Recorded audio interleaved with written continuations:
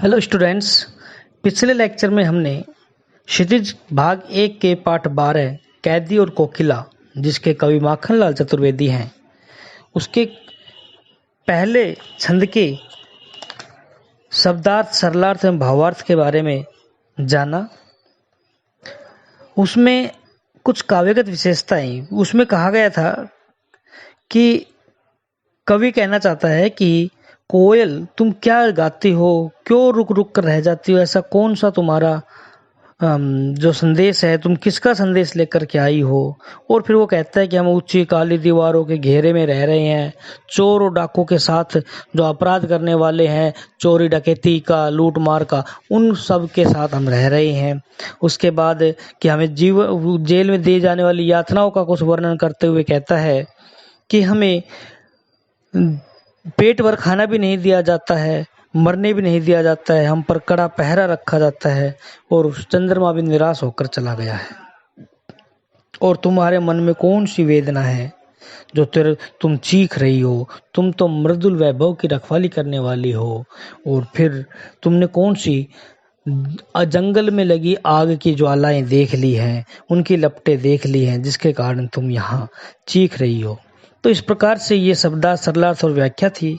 इसी में का अगर हम अलंकार की बात करें तो कुछ अलंकार भी आते हैं, तो वो सारी काव्यगत विशेषताओं के अंतर्गत आता है। ये लगभग एक अलंकारों को छोड़ दें तो सारे स्टेंजा में, सभी पंक्तियों में काव्यगत विशेषताएं एक जैसी रहेगी पूरे पाठ में, पूरी कविता में। जैसे कि पहली काव्यगत विशेषता हम लिख सकते हैं कि आधुनिक काल की रचना। बताया था कि हिंदी साहित्य में 4 काल, वीर गाथा काल, भक्ति काल, रीति काल और आधुनिक काल। तो अब जितने भी ये खड़ी बोलियां हैं वो सारी आधुनिक काल में आ जाती हैं, खड़ी बोलियों की कविताएं जो हैं। तो खड़ी बोली कविता का मतलब है कि जैसे पहले मैं बता चुका हूँ पहले भी आपको कि खड़ी बोली, जैसे पहले आपने रसखान पढ़ा, ब्रज भाषा में पढ़ा, वाक पढ़ा, उन कबीरदास पढ़ा। इनकी बोलियां कुछ अलग थी, इनकी भाषा अलग थी। कोई अवधी भाषा में लिख रहा है, कोई जम्मू वैसी भाषा में लिख रहा है, कश्मीरी भाषा में लिख रहा है कवि, कोई अवधी भाषा में, कोई ब्रज भाषा में, रसखान जैसे कवि ब्रज भाषा में लिख रहे हैं। तो ये जो है भक्ति काल की थी। लेकिन आधुनिक काल में ब्रज भाषा से हट करके खड़ी बोली, जैसे कि अब हम पढ़ रहे हैं, बोल रहे हैं, जैसे गद्य भाग की भाषा है, उसी प्रकार से खड़ी बोली की है जो अब वर्तमान में चल रही है। तो ये खड़ी बोली की है। तो इस प्रकार से हम कह सकते हैं इसकी विशेषता क्या हो जाएगी। पहली विशेषता होगी आधुनिक काल की रचना, दूसरी विशेषता हो जाएगी खड़ी बोली का प्रयोग, फिर छंद मुक्त की रचना, छंद मुक्त रचना। छंद मुक्त का मतलब इसमें कोई छंद नहीं है, जैसे न कोई दोहा है, न चौपाई है, न सवैये है, न कविता है, न वाक है, न और कुछ है। तो ये छंद मुक्त है। कभी समय मिलेगा तो बताएंगे छंद मुक्त। सूर्यकांत त्रिपाठी निराला ने छंद मुक्त रचनाओं की शुरुआत की थी।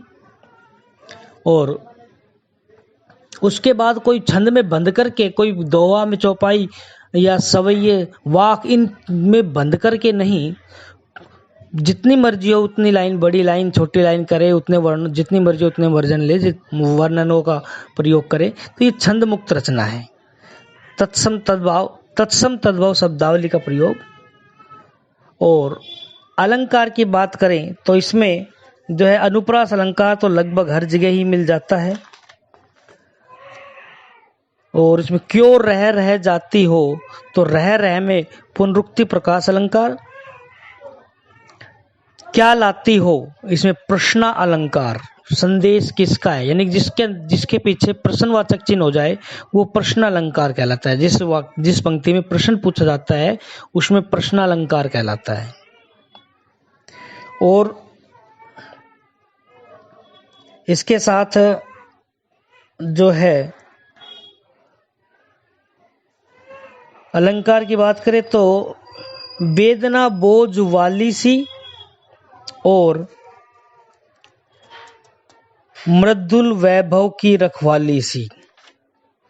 वेदना बोझ वाली सी और मृदुल वैभव की रखवाली सी, इनके अंदर उपमा अलंकार है। इस बात को ध्यान रखना है। तो अब हम आगे की एक और स्टेंजा के बारे में हम पढ़ेंगे, उसके भावार्थ सरलार्थ के बारे में जानेंगे। उससे आगे है, क्या देखा, क्या, फिर से देखिए, क्या देख न सकती जंजीरों का गहना, हथकड़ियां क्यों यह है ब्रिटिश राज का गहना, कोल्लू का चर्रकचू जीवन की तान, गिट्टी पर उंगलियों ने लिखे गान, हूँ मोट खींचता लगा पेट पर जुआ, खाली करता हूँ ब्रिटिश अकड़ का कुआ, दिन में करुणा क्यों जगे रुलाने वाली, इसलिए रात में गजब ढा रही है आली, इस शांत मन में अंधकार को भेद, क्यों रो रही क्यों हो, कोकिल बोलो तो, चुपचाप मधुर विद्रोह बीज इस भांति बो रही क्यों हो, कोकिल बोलो तो। फिर से देखेंगे, क्या देख न सकती जंजीरों का गहना, हथकड़ियां क्यों यह ब्रिटिश राज का गहना, कोल्लू का चर्रकचू जीवन की तान, गिट्टी पर उंगलियों ने लिखे गान, हूँ मोट खींचता लगा पेट पर जुआ, खाली करता हूँ ब्रिटिश अकड़ का कुआ, दिन में करुणा जगे रुलाने आली, इसलिए रात को गजब ढा रही है आली, इस शांत समय में अंधकार को भेद रो रही क्यों हो, कोकिल बोलो तो, चुपचाप मधुर बीज इस भांति बो रही क्यों हो, कोकिल बोलो तो। अब इसके शब्दार्थ देखिए, जंजीर, जंजीर का मतलब बेड़ियां, हाथ पैरों में जो बांधी जाती है लोहे की जंजीरें हैं वो बेड़ियां हैं। गहना, आभूषण। चर्रकचू, कोल्लू चलाने से उत्पन्न आवाज, यानी कोल्लू के चलने से जो आवाज उत्पन्न होती है वो चर्रकचू की आवाज होती है। गिट्टी, पत्थर के छोटे टुकड़े, पत्थर को तोड़ने पर, बड़े पत्थर को तोड़ने पर जो छोटे छोटे टुकड़े हो जाते हैं उनको गिट्टियां कहते हैं, जिसको हम गिट्टा, गोटी इस प्रकार से कहते हैं, तो वहीं से ये शब्द गिट्टी निकल के आया है।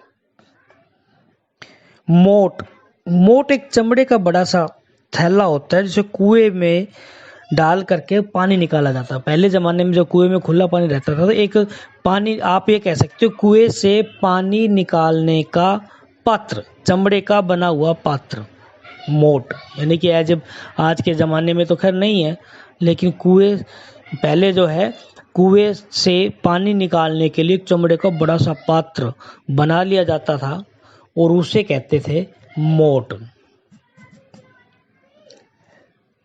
ब्रिटिश अकड़ का कुआ, एक जुआ होता है। जुआ क्या होता है, जैसे बैलों के कंधों पर, बैलगाड़ी या गाड़ी के, या जुआ जो मतलब बैलों के कंधों पर रखा जाता है जुआ, जिससे रस्सी को बांध करके बैलों को, यानी दोनों बैलों को कंट्रोल करने के लिए उनके कंधे पर एक लकड़ी का बना हुआ हलसा गाड़ी के रूप में, गाड़ी के साथ रखा जाता है, वो जुआ कहलाता है। और ब्रिटिश अकड़ का कुआ यानी कि अंग्रेजों का अहंकार। गजब ढाना, आश्चर्यजनक काम करना। वेदना, चीरना। विद्रोह बीज, विद्रोह रूपी बीज।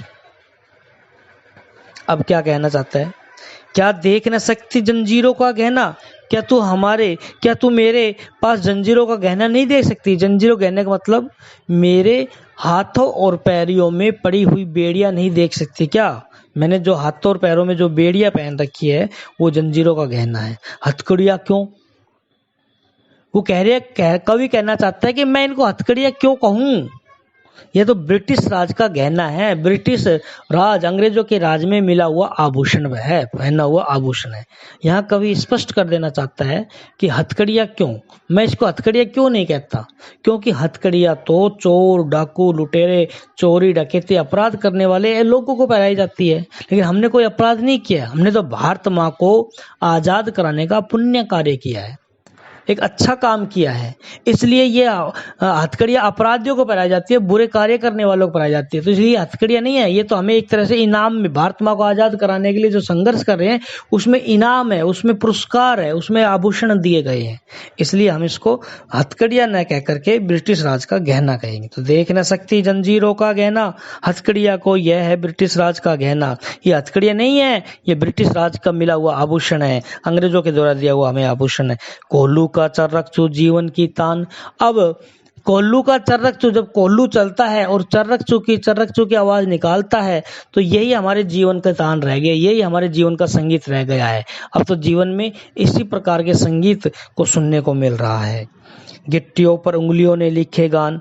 जो कोई समय में हम जब जेल से बाहर थे तो कविताएं लिखते थे, पेन पकड़ते थे, आज उन हाथों में जो है वो पत्थर तोड़ने के काम आ रहे हैं। जेल के अंदर हमसे पत्थर तोड़वाए जा रहे हैं, तो हम तो अब गिट्टियों पर, हम अपने हाथों से गिट्टियों पर गान लिख रहे हैं, यानी कि अपने पत्थरों को तोड़ रहे हैं हम। हूँ मोट खींचता लगा पेट पर जुआ लगा करके मोट खींचता हूँ। मोट का मतलब बताया पानी का पात्र, यानी कि कवि यहाँ पर कैदियों को, भारतीय कैदियों को दी जाने वाली यातनाओं को, किए जाने वाले अत्याचारों का जिक्र करते हुए, चर्चा करते हुए कहता है कि हमसे जो है, हमें दिन रात जो है हथकड़ियों में, बेड़ियों में जकड़ करके रखा जाता था, कोल्लू चलवाया जाता था हमसे, और हमसे पत्थर तुड़वाए जाते थे, और इसके साथ साथ कुएं से पानी खिंचवाया जाता था। मोट खींच लग पेट पर जुआ, जो बैल खींचते थे वो बैलों का कार्य हमें करना पड़ता था। खाली करता हूँ ब्रिटिश अकड़ का कुआं, लेकिन फिर भी जब मैं पानी खींचता हूँ पेट पर जुआ लगाकर, तो ऐसा लगता है कि ब्रिटिश अकड़ का, अंग्रेजों की अकड़ का, अंग्रेजों के अत्याचारों का, अंग्रेजों के अहंकार का ये कुआं खाली कर रहा हूँ। एक दिन ऐसा होगा कि ये कुआं खाली हो जाएगा, यानी कि अंग्रेजों का अहंकार खत्म हो जाएगा, टूट जाएगा, और वे भारत देश को छोड़ करके हम हमेशा के लिए चले जाएंगे।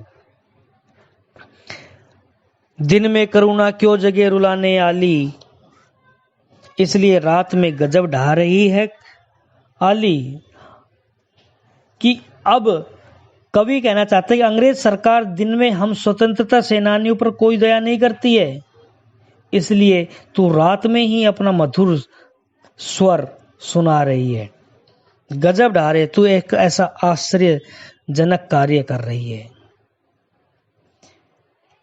कि अंग्रेज तो हमें किसी प्रकार का भी, कोई भी जो है प्यार भरा कार्य नहीं करते हैं हमारे साथ, हमेशा हम पर अत्याचारी करते रहते हैं। इसलिए तू अब रात को आकर के एक तरह से हमें प्यार, हमारे प्रति प्रेम उत्पन्न कर रही है, प्रेम प्रदर्शित कर रही है। अंधकार को भेद रो रही क्यों हो, इस शांत समय में अंधकार को भेद रो रही क्यों हो, कोकिल बोलो तो। इसको, ये जब चारों तरफ अंधकार ही अंधकार छाया हुआ है, शांति छाई हुई है, सब लोग सोए हुए हैं, ऐसे समय में तू अंधकार को चीर करती हुई आवाज क्यों कर रही है, तू रो क्यों रही है। कोकिल जरा बोलो तो, बता तो सही, चुपचाप मधुर विद्रोह के इस भांति बो रही क्यों हो। तुम मधुर विद्रोह के बीच देशवासियों में अंग्रेजों के प्रति विद्रोह की भावना क्यों फैला रही हो, क्यों पैदा कर रही हो। तुम अपनी मधुर आवाज से, हे कोयल तुम बताओ कि तुम इस तरह अपनी मधुर आवाज से देशवासियों में अंग्रेजों के प्रति विद्रोह की भावना क्यों पैदा कर रही हो।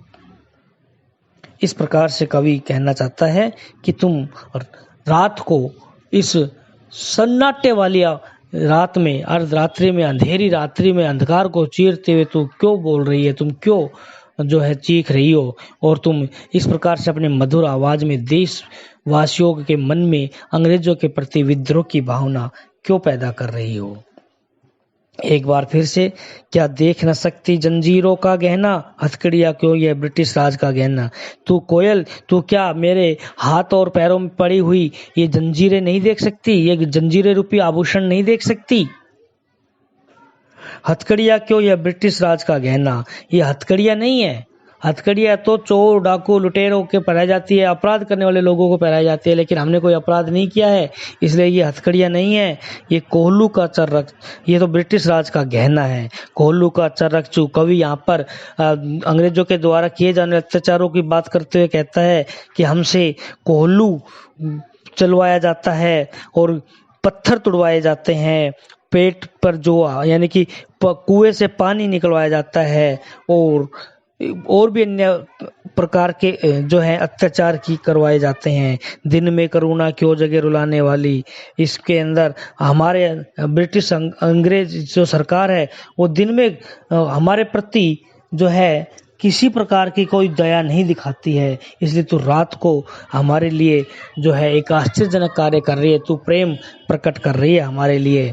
तो और इस अंधकार को शांत समय में जब सब कुछ शांत है, सब जगह सन्नाटा छाया हुआ है, अंधकार छाया हुआ है, ऐसे अंधकार को चीरती हुई तू क्यों वेदना कर रही है, तू क्यों रो रही है, और चुपचाप तू देशवासियों के मन में अपनी मधुर आवाज से विद्रोह, अंग्रेजों के प्रति विद्रोह के बीज क्यों उत्पन्न कर रही है, विद्रोह की भावना क्यों उत्पन्न कर रही है। इस प्रकार से कवि कहता है। काव्यगत विशेषताएं बात करें तो लगभग वही हो जाएंगी जैसे आधुनिक काल की कविता, खड़ी बोली का प्रयोग, छंद मुक्त रचना। फिर से बताता हूँ, आधुनिक काल की कविता, खड़ी बोली का प्रयोग, छंद मुक्त रचना,